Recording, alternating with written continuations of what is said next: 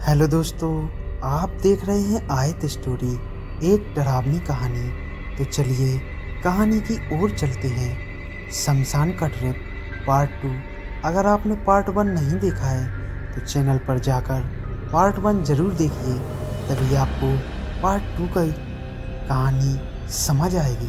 तो चलिए कहानी शुरू करते हैं। उस वॉचमैन ने मेरी तरफ निगाहें डालते हुए बोला, अरे तुम इतने डरे हुए क्यों हो? बताओ क्या हुआ है तुम्हें? तुम तो ऐसे डर रहे हो मानो तुमने कोई भूत देख लिया हो। मैंने डरते हुए बोला, भूत तो नहीं देखा, लेकिन भूत देखने गया है। उसने हैरानी भरी निगाहें मेरी तरफ डाली और बोला, भूत देखने गया है? मतलब कौन गया है? कहाँ गया है? मैंने डर के मारे सारी कहानी उस वॉचमैन को बता दी। वॉचमैन बोला, अरे तुम्हारी क्या मत मारी गई है? तुम ऐसी जगह पर आए क्यों थे? यह कोई पिकनिक मनाने की जगह थोड़ी है ना। कल भी तुम्हारे जैसे ही कुछ लड़के आए थे, तुम तो उनसे भी बेवकूफ़ निकले। वह तो यहाँ पर आए और मैंने उनसे कुछ पूछने से पहले ही यहाँ से डरकर भाग गए। वॉचमैन अनिल और उसके दोस्तों की बात कर रहा था। वॉचमैन ने बोला, तेरा दोस्त कहाँ है?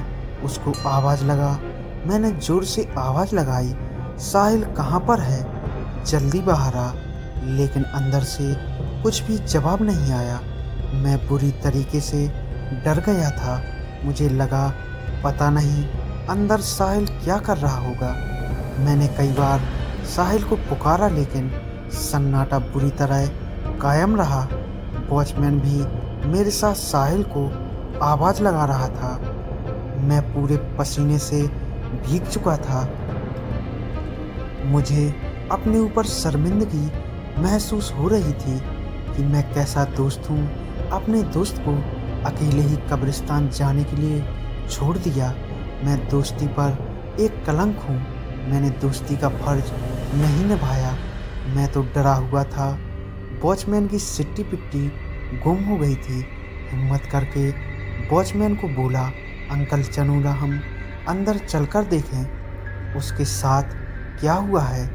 वॉचमैन ने मेरी तरफ बड़ी हैरानी भरी निगाहों से देखा और अचंभे से मुझे बोला, अरे तुम पागल हो क्या? तुम जानते नहीं हो? उसने चेहरे पर डर के भाव साफ झलक रहे थे। उसने कहना जारी रखा, यहाँ पर कोई भी इंसान अगर अकेले जाता है या बिना किसी काम के जाता है तो वापस लौट के नहीं आता। लेकिन मुझे क्या, मैं तो अपने दोस्त को बचाने के लिए जाना चाहता था। मैंने अंकल से बहुत मिन्नतें की। मैं अंदर से पूरे तरीके से डर गया था। मेरे दिल की धड़कन 3 गुना हो गई थी। मेरे पैर कांप रहे थे। मुझे पता नहीं, अलग अलग सी आवाज़ें सुनाई दे रही थी। वह बहुत ही भयानक एहसास था जब आपका दोस्त कहीं आपके दूर चला जाए और आप बिल्कुल हेल्पलेस की तरह वहाँ पर खड़े हों। फिर मैंने एक लंबी सांस ली और साहिल के साथ अपने बिताए हुए कुछ बेहतरीन पलों को याद करते हुए मैंने अपने मन में निश्चय किया कि मैं साहिल को लेकर आऊँगा, चाहे जो मर्जी हो जाए। मैंने कब्रिस्तान के गेट को फाड़ने की कोशिश करने लगा। जैसे ही कब्रिस्तान के उस बाउंड्री पर खड़ा हुआ, उस वॉचमैन ने मुझे खींचते हुए बोला, अरे तू पागल है क्या? लड़के तू हमें मरवाएगा? उसकी आंखों में डर साफ झलक रहा था।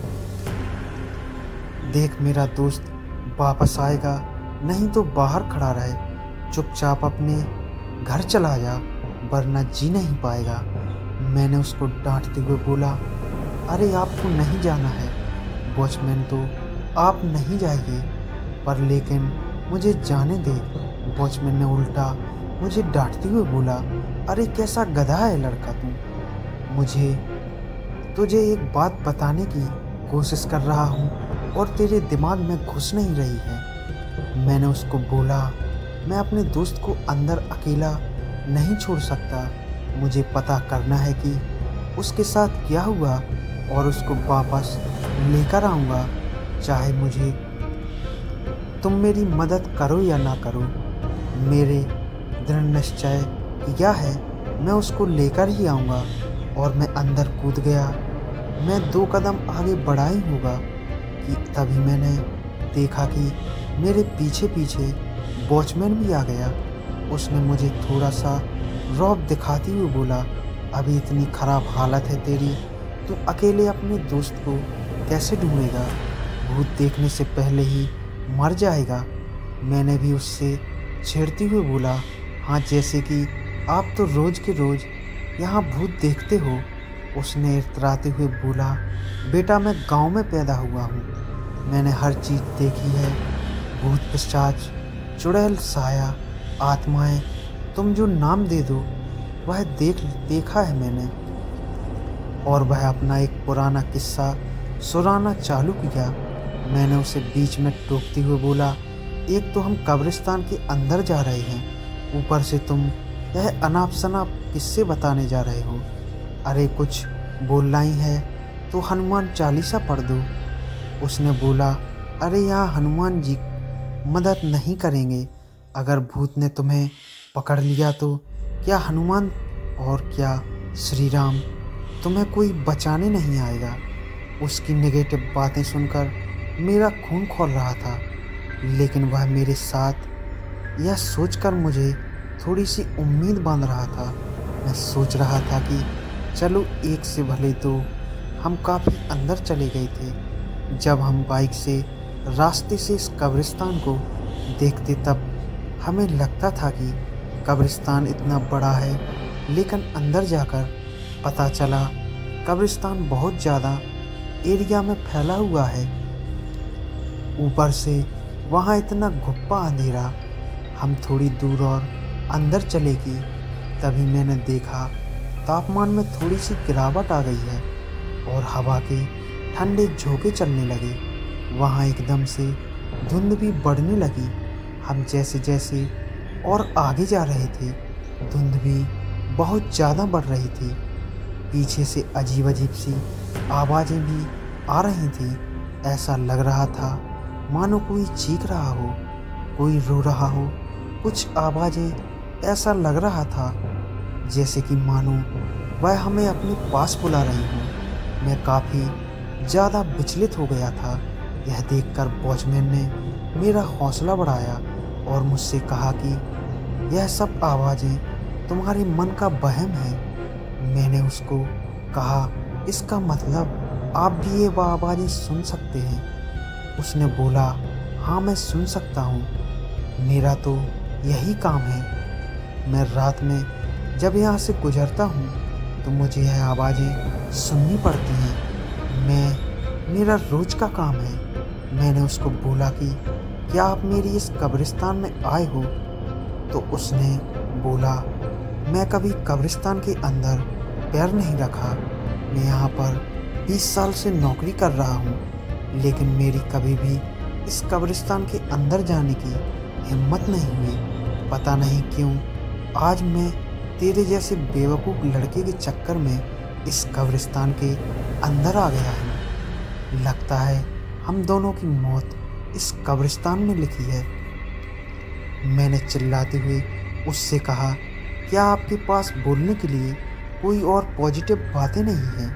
आप हमेशा मुझे डराते ही रहते हो। थोड़ी देर बाद मैंने देखा हमारे ठीक सामने एक इंसान जैसी आकृति हमें दिखाई दी। वॉचमैन ने मुझे रोकने को बोला। वॉचमैन ने बोला, वह देख, सामने मुझे लगता है कि यह कोई आत्मा है। वह इतनी नॉर्मल तरीके से मुझे बता रहा था मानो उसने भूतों पर पूरी रिसर्च करके रखी हो। तो चलिए, आगे की कहानी हम पार्ट 3 में बताएंगे। अगर कहानी पसंद आई हो तो लाइक और सब्सक्राइब ज़रूर करें। धन्यवाद।